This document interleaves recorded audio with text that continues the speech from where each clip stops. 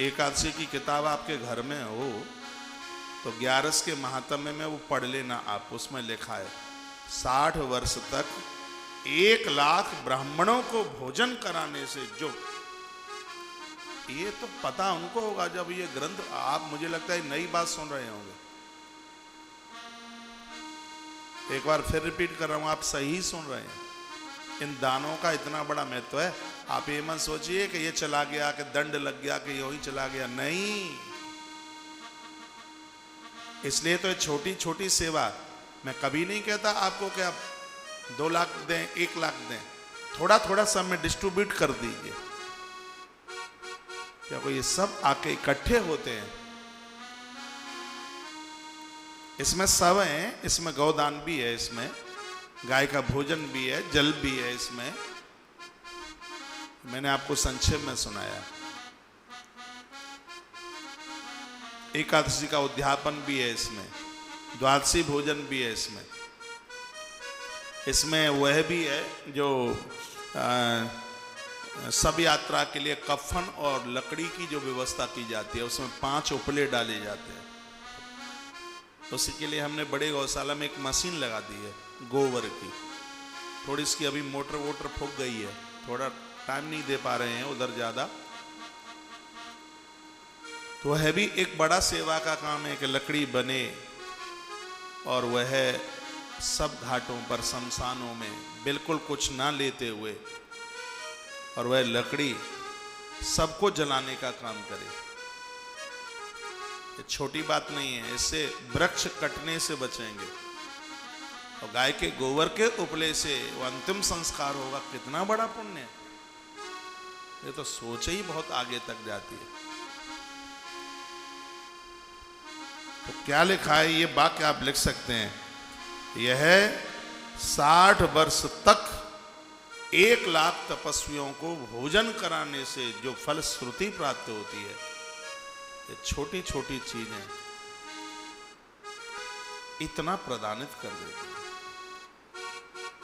तो व्यक्ति को, कृष्ण कहते हैं कि व्यक्ति को मृत्यु के समय पर प्राण छोड़ने में किसी भी प्रकार का संकट नहीं होता, किसी भी प्रकार का कष्ट नहीं होता।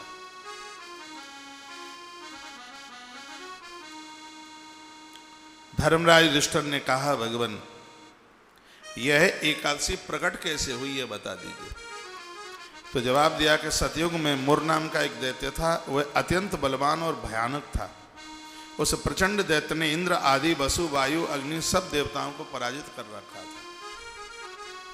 देवता भगवान नारायण के श्री चरणों में आए, कहा इस निशाचर से उद्धार कीजिए। तब मेरे भगवान इस निशाचर को मारने को तैयार हुए और एक गुफा में घुस गया। भगवान ने भी पीछा किया, लेकिन इसको मारने में प्रभु सक्षम नहीं हो रहे थे। उसी समय परमात्मा के दिव्य ज्योत से एक देवी प्रकट हुई, उसी का नाम एकादशी है। बद्रीनाथ के पास में गुफा है और उस देवी ने इस निशाचर का उद्धार किया। उसके मारने के तत्पश्चात भगवान के सामने चल के आई, प्रभु मेरे लिए आदेश, मेरा नाम तो रखिए।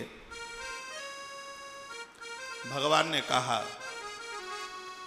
तूने अपनी 11 चीजों को वश में करके इस निशाचर को मारा है। 5 ज्ञानेंद्रिय, 5 कर्मेंद्रिय, 10 मन। लोग तुझे एकादशी के नाम से जानेंगे। आज अगहन मास के कृष्ण पक्ष में तुम प्रकट हुई हो। आज तिथि एकादश है। इसमें प्रकट होने की वजह से तुम्हें एकादशी के नाम से जाना जाएगा। तुम्हारा नाम उत्पन्ना एकादशी होगा। जो लोग तुम्हारा व्रत करेंगे, हे देवी एकादशी, तुम्हारे 26 रूप होंगे और भगवान ने वहीं गिना दिए। इस महीने में इस एकादशी को तुम्हें इस नाम से जाना जाएगा,